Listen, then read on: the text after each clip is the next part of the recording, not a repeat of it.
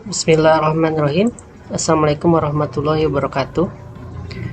Baik bapak-bapak, ibu-ibu, dimanapun Anda berada, pada kesempatan kali ini kita akan membahas mengenai salah satu peraturan perpajakan yang dikeluarkan dan diundangkan sejak tanggal 1 Maret 2021, yaitu PMK 21 tahun 2021 mengenai insentif PPN untuk perumahan.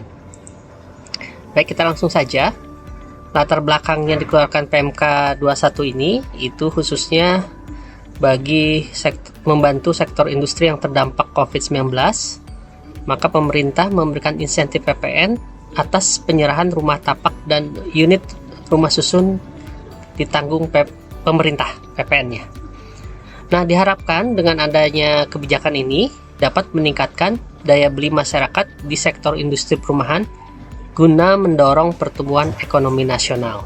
Ya, jadi termasuk salah satu program PEN ya, percepatan pemulihan ekonomi nasional. Baik, langsung ke materi. Insentif apa saja sih yang diberikan di PMK 21 ini? Ini khusus mengenai PPN yang ditanggung pemerintah, yaitu kategori PPN yang terutang atas penyerahan pertama rumah tapak dan kedua unit rumah susun. Kapan penyerahan terjadi?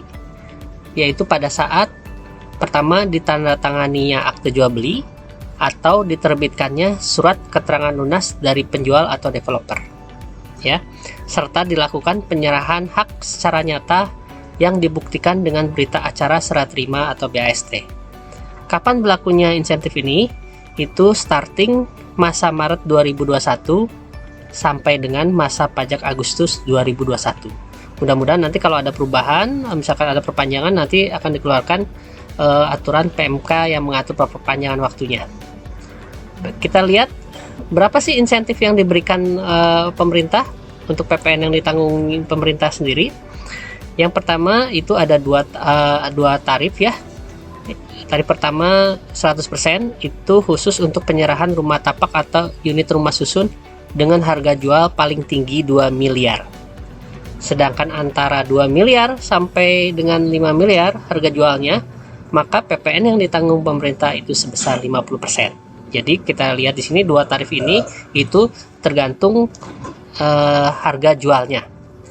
Yang ditanggung pemerintah sampai dengan 5 miliar itu ditanggung, namun tarifnya kalau ingin 100% itu harga jualnya di paling tinggi 2 miliar, sedangkan di atas 2 miliar sampai 5 miliar itu PPN yang ditanggung pemerintahnya sebesar 50%. Kita lihat kriteria rumah tapak rumah susun yang diatur di PMK 21 ini itu pertama memiliki harga jual maksimal 5 miliar, yang kedua diserahkan secara fisik pada periode pemberian insentif, yang ketiga merupakan rumah baru yang diserahkan dalam kondisi siap huni, yang keempat diberikan maksimal 1 unit untuk rumah tapak atau unit rumah susun untuk 1 orang dan tidak boleh dijual kembali dalam jangka waktu 1 tahun.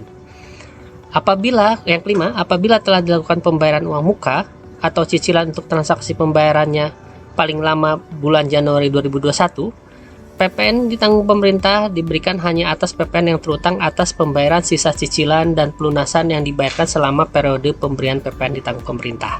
Ya, ini kriterianya. Pokok pengaturannya, yang tidak mendapatkan fasilitas PPN DTP jika dilakukan setelah berakhirnya periode PPN DTP ya, setelah periode maka tidak mendapatkan fasilitas. Yang kedua, tidak akan dapat fasilitas lagi jika dilakukan sebelum berlakunya PMK ini atau dipindah tangankan dalam jangka waktu 1 tahun sejak penyerahan, atau tidak menggunakan faktur pajak sesuai ketentuan, atau tidak melaporkan realisasi. Jadi ini adalah syarat kumulatif dari PMK 21 ini. Kita lihat apa sih yang harus dilakukan oleh developer atau penjual yang diwajibkan diatur di PMK 21 tahun 2021 ini. Kewajiban pertama yaitu harus membuat faktur pajak dengan syarat mencantumkan PPN ditanggung pemerintah X PMK nomor 21 2021. Berikutnya, untuk PPN yang ditanggung pemerintahnya 100%, maka faktur pajaknya kode 007 dengan DPP 100% dari harga jual.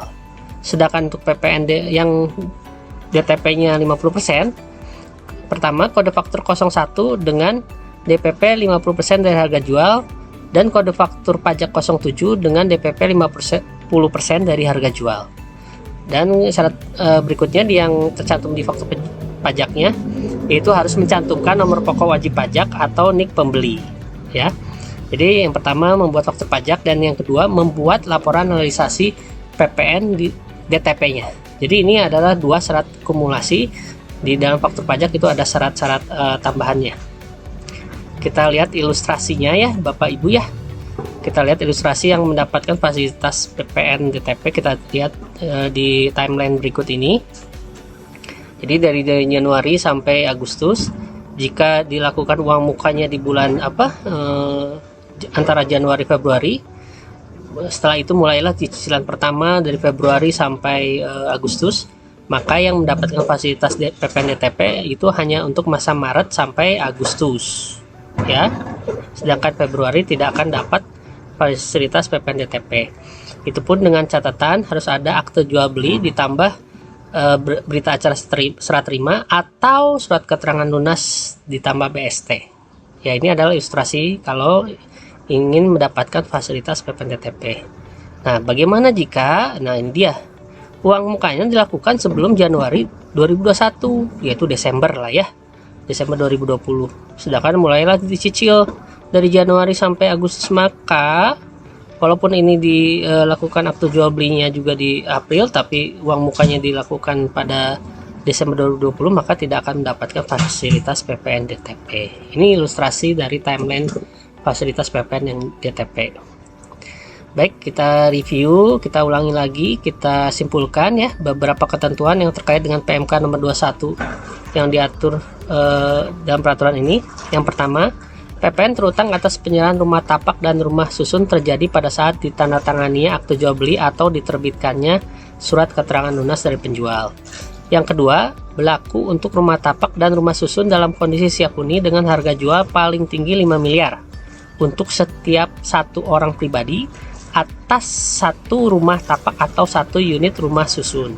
Ya, jadi untuk satu orang dan satu rumah saja yang di cover PPN DTP-nya. Dan yang ketiga, pemberian insentif PPN ini hanya berlaku atas pembayaran sisa cicilan dan pelunasan yang dibayarkan selama periode pemberian PPN ditanggung pemerintah, di mana dimulai pembayaran uang muka atau cicilan pertama kali kepada penjual paling lama 1 Januari 2021. Yang keempat, PPN yang terutang atas penyerahan rumah tapak atau unit rumah susun dengan harga jual paling tinggi 2 miliar itu diberikan insentif 100%. Sedangkan 50% untuk harga jual antara 2 miliar sampai 5 miliar. Dan penyerahan ini dilakukan pada masa pajak Maret sampai Agustus 2021. Kelima, pengusaha kena pajak atau penjualnya atau developernya yang melakukan penyerahan rumah tapak dan atau unit rumah susun wajib membuat faktur pajak sesuai dengan ketentuan perundang-undangan, dan laporan realisasi PPN ditanggung pemerintah. Jadi harus buat laporan realisasinya juga ya, selain membuat faktur.